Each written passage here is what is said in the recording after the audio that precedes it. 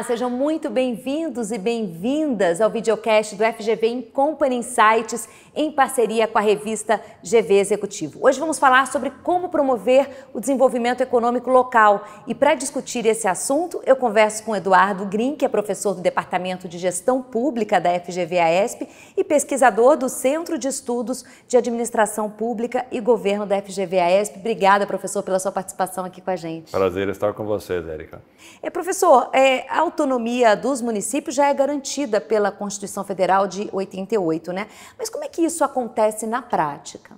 Bom, os municípios têm uma série de responsabilidades por diversas políticas públicas. Isso está garantido em muitos artigos da Constituição. Particularmente no campo do desenvolvimento econômico, os municípios têm absoluta autonomia para definir, pensar, planejar as formas com as quais entendem relevantes de botar em execução, de colocar em execução várias medidas que podem criar formas da população ser beneficiada com alternativas do que nós chamamos de emprego e geração de renda. Como é que isso pode ser feito? Na medida em que o município tenha a vontade política, tenha as condições técnicas e tenha condições de pensar de que maneira é possível financiar alternativas dentro desse escopo que está absolutamente garantido naquilo que nós chamamos de esfera de autonomia municipal. Na prática, significa dizer que os municípios não precisam autorização do governo do estado, nem do governo federal, para dar conta de algo que é fundamental para o município: lidar com políticas públicas que melhorem a vida da sociedade, dos cidadãos e das cidadãs que vivem naquele território. Está falando do desenvolvimento econômico local, é isso? Estamos falando de desenvolvimento econômico local, que pode parecer eventualmente uma pauta abstrata, mas ela é de enorme importância social, porque é nos municípios que as pessoas vivem. E dado que os municípios no Brasil, depois de 1988, como você lembrou, assumiram constitucionalmente autonomia financeira, administrativa, jurídica e também organizacional, eles têm mais responsabilidades. E uma dessas áreas de responsabilidades que nós, de certa maneira, esquecemos, que não tem a ver com saúde, que é o SUS, que não tem a ver com assistência social, que é o CRAS, que não tem a ver com educação, que não tem a ver com o meio ambiente, que não tem a ver com o transporte urbano, é o desenvolvimento econômico local. Porque, em princípio, nós pensamos, bom, desenvolvimento tem a ver com economia, e economia é uma atribuição do governo federal. Essa é uma compreensão equivocada, porque ela limita e rebaixa as possibilidades que os governos locais têm de melhorar a vida das pessoas que vivem no território, criando alternativas para que o emprego, a renda, a economia local possa ser melhorada e potencializada por meio da ação indutora do prefeito e do governo municipal. E vocês fizeram um artigo para a revista GV Executivo justamente sobre esse assunto, né? Como é que foi feito esse estudo, professor? Bem, nós temos algumas bases de dados no Brasil que nos permitem compreender um pouco a dinâmica da economia local, bem como também informações sobre como se estruturam as áreas de gestão municipal que têm essa responsabilidade. Então, como é que nós organizamos o trabalho? Primeiro, nós fomos atrás de literatura que nos indicasse experiências bem-sucedidas no Brasil e no exterior de políticas públicas voltadas para o desenvolvimento econômico local. A segunda forma de apreender essa realidade foi consultar bases públicas de dados secundários, particularmente uma base do IBGE chamada MUNIC, que tem a ver com pesquisa de informações municipais. Esses dados estão disponíveis na internet e lá é possível coletar várias informações que nos indicam a estrutura, a realidade, a capacidade de gestão que os municípios têm para lidar com muitas políticas públicas, em especial a do desenvolvimento econômico local. Também informações relativas a outras variáveis que nós chamamos de controle, ou variáveis que nos permitem analisar melhor esse cenário. Por exemplo, no Tribunal Superior Eleitoral, a ideologia dos partidos a partir da filiação, a ideologia dos prefeitos, melhor dizendo, a partir da filiação partidária. E uma base de dados da Secretaria do Tesouro Nacional, chamada SICONF, que nos permite ter algumas informações sobre a realidade orçamentária e financeira dos municípios. Colocada todas essas variáveis num pacotão, por assim dizer, nós criamos uma forma de correlacionar algumas variáveis estatisticamente com um indicador que nós utilizamos como referência para compreender o grau de desenvolvimento econômico local em diálogo com os Objetivos do Desenvolvimento Sustentável, que é particularmente o ODS 8, que trata daquilo que se convenciona chamar de trabalho decente. Então, nós buscamos identificar como algumas variáveis podem ou não nos dar mais informações sobre que perfil de município teria mais chance de apresentar políticas bem-sucedidas no campo do desenvolvimento econômico local. Alguma surpresa, alguns destaques aí nesse estudo, nessa pesquisa aí que levou quase 2 meses, né, para a coleta desses dados, né? O que a gente pode destacar assim de mais importante aí na análise desses dados? O que nós identificamos, e às vezes é um pouco aquela questão, mas é óbvio que era assim. Perfeito, mas a pesquisa às vezes tem que mostrar o que, em princípio, a gente já sabia. Por exemplo, municípios que têm uma burocracia pública com mais escolaridade tendem a ter políticas de desenvolvimento local mais bem-sucedidas. Municípios que têm planejamento local também aumenta essa probabilidade. Municípios que têm tecnologia da informação sendo mais bem utilizada, da mesma maneira. Municípios que têm uma gestão fiscal e tributária mais estruturada contribuem, por óbvio que seja, porque tem mais recursos para investir em política pública, e particularmente nessa área em especial. Ou seja, do ponto de vista da literatura, o que nós identificamos é que municípios que detêm mais capacidades estatais são mais propensos a poderem implementar políticas públicas com mais sucesso nesse campo de atuação. E também identificamos, de maneira um pouco contraditória, contraintuitiva, que a ideologia partidária dos prefeitos não tem muita importância. Ao contrário do que muita gente pensa sobre mudança, alternância de direita, esquerda, isso não interfere? Não interferiu. Nós supunhamos que partidos de esquerda, na frente das prefeituras, teriam mais propensão a fazer políticas sociais, digamos assim. Mas essa não é uma variável que importa. O que importa mesmo é se a máquina administrativa, se a gestão tributária está bem organizada. Isso faz diferença na hora de implementar esse tipo de política pública. Professor, existe uma desigualdade, né, no Brasil muito grande, né, entre os municípios brasileiros. Qual que é o impacto e como é que isso afeta aí a eficácia das políticas de desenvolvimento local, especialmente nos municípios menores? Nós, na pesquisa, identificamos 2 variáveis que interferem nessa dinâmica. Uma é tamanho populacional e a outra é PIB per capita. Em que medida?